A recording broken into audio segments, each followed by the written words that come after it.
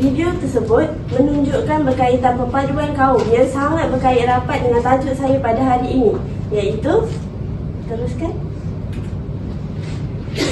kepentingan memartabatkan semangat perpaduan dalam kalangan masyarakat di Malaysia. Assalamualaikum, saya Izni Hairina binti Muhammad. Salam perpaduan kepada Cikgu Atira dan rakan-rakan sekalian.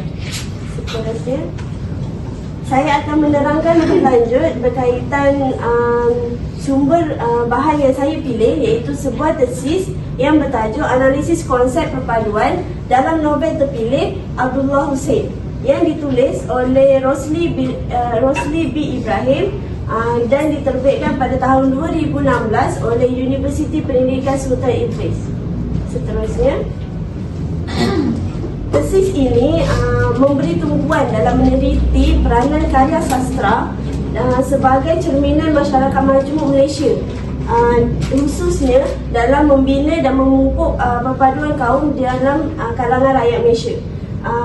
Seterusnya, tesis ini menerangkan peranan sebuah karya sastra itu sebagai medium sosial yang mencerminkan realiti kehidupan dan realiti kehidupan masyarakat dan nilai kemanusiaan sejagat yang perlu ada dalam diri setiap individu dan yang akan membawa kepada peningkatan ekonomi dan juga semangat perpaduan.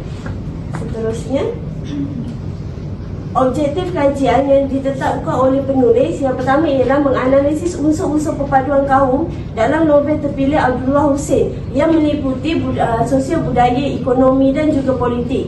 Yang kedua ialah mengkaji tema, plot dan watak yang berkaitan dengan isu perpaduan kaum dalam novel tersebut. Antaranya ialah isu stereotip, isu pengasingan budaya dan juga sosial dan juga jurang ekonomi antara kaum. Yang ketiga ialah meneliti citra budaya masyarakat pelbagai kaum yang dipaparkan dalam karya untuk menunjukkan perbezaan kaum dan juga persamaan antara kaum. Seterusnya,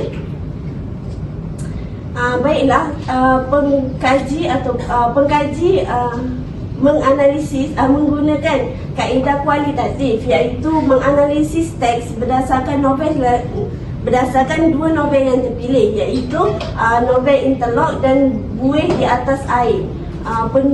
Pengkaji juga mengaplikasikan teori cerminan masyarakat Lucas bagi menilai hubungan antara karya sastra dan realiti sosial masyarakat majmuk yang berfokuskan kepada tema, plot, watak dan juga latar belakang sosio budaya, ekonomi dan juga politik antara kaum. Seterusnya, baiklah, daripada kajian tersebut penulis mendapati bahawa tema plot dan watak mencerminkan realiti kehidupan masyarakat majmuk di Malaysia. Yang kedua, kajian ini mendapati bahawa novel-novel yang dikaji menunjukkan unsur-unsur perpaduan kaum melalui nilai kerjasama, toleransi dan juga saling kebergantungan antara satu kaum itu. Yang ketiga, kajian ini mendapati bahawa dapat memaparkan citra budaya masyarakat majmuk Malaysia melalui karya-karya sastra yang ada di negara kita. Seterusnya, baiklah, kesimpulannya dapat kita tahu melalui kajian ini karya-karya sastra Abdullah Hussein ini seperti dua novel tersebut dapat berfungsi sebagai medium penting dalam memupuk kefahaman dan perpaduan kaum di Malaysia. Seterusnya, karya-karya sastra yang ada di Malaysia, bukan sahaja karya Abdullah Hussein ini, berpotensi untuk menjadi sebagai bahan rujukan pendidikan di institusi-institusi pendidikan supaya dapat memupuk nilai perpaduan sejak daripada bangku sekolah lagi. Baiklah, saya akhiri dengan serangkap pantun. Pergi ke taman memetik melo putih harum baunya. Izinkan saya mengakhiri tutur. Moga ikatan perpaduan teguh selamanya. Sekian. Soalan saya berkaitan dengan teori aplikasi Lucas. Boleh terangkan apa teori cerminan masyarakat Lucas?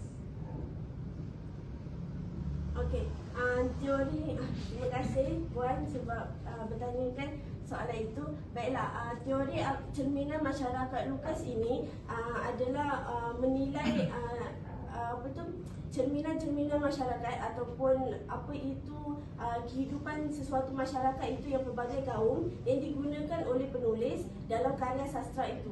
Sebab dalam kedua-dua novel itu dia menceritakan isu-isu perpaduan antara kaum. Seperti novel Interlock tu dia mengutarakan mempunyai isu jurang ekonomi. Jadinya penulis tu menggunakan teori itu untuk menganalisis isu-isu perpaduan dan cara mengatasinya. Okey, baik. Terima kasih.